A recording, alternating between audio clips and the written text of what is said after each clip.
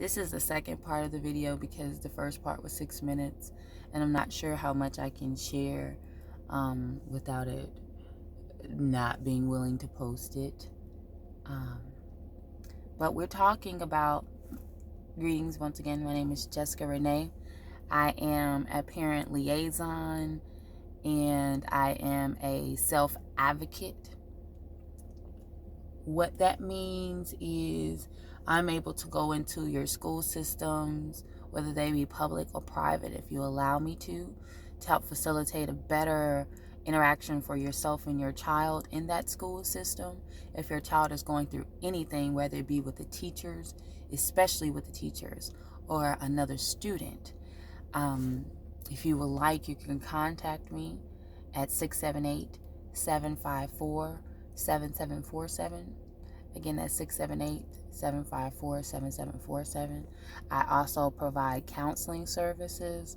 I'm able to connect you with other people if you like people with their credentials to do counseling services for you. But we were talking about the emotional stressors that people go through and how important it is that we register how real it is. So I was going to share, and I am going to share, an emotional trauma. All right. So I thought marrying the way that people told me I was supposed to marry meant that I would be happy and I wouldn't have any issues. But it didn't work out that way. So when I saw my marriage ending,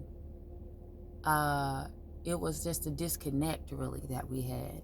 There was a lot of physical stuff happening, and he would tell me also like who would want me. I have 2 children. That was a lot on me, like the physical, but to think, oh my God, yeah, who would want me? I do have 2 children. What can I do? I can't survive. They told me him and his family were telling me I couldn't make it without him. I was going to be like my mom. And did I want to be like my mom? And that was a lot on me because if I'm honest, I grew up, from what I remember, I was in foster care from 9 to 15 off and on.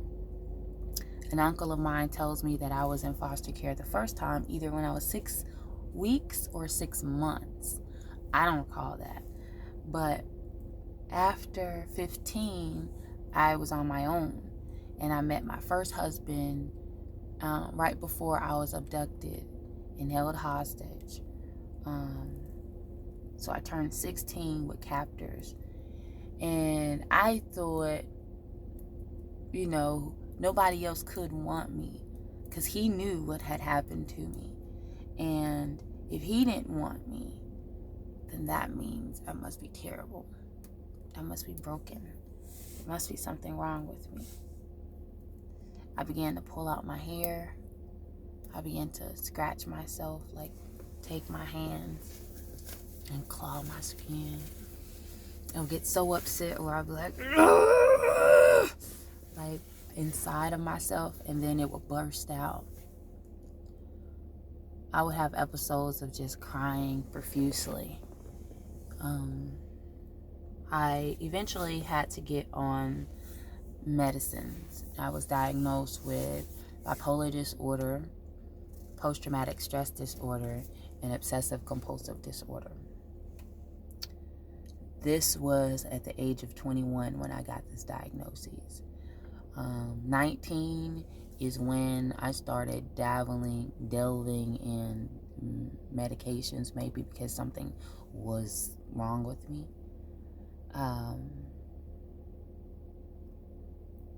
That's that. Emotionally, I was tore up.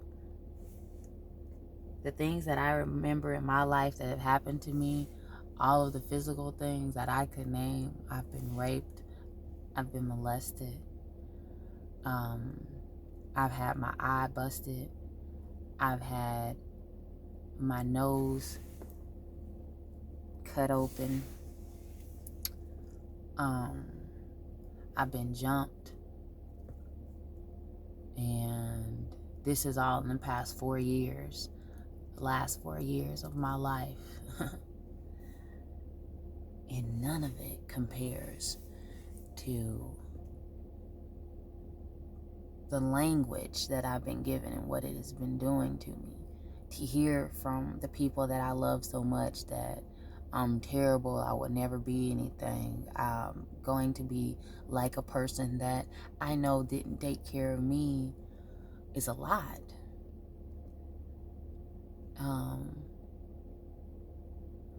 The one thing that helped me, like, I was bad, y'all. I was bad.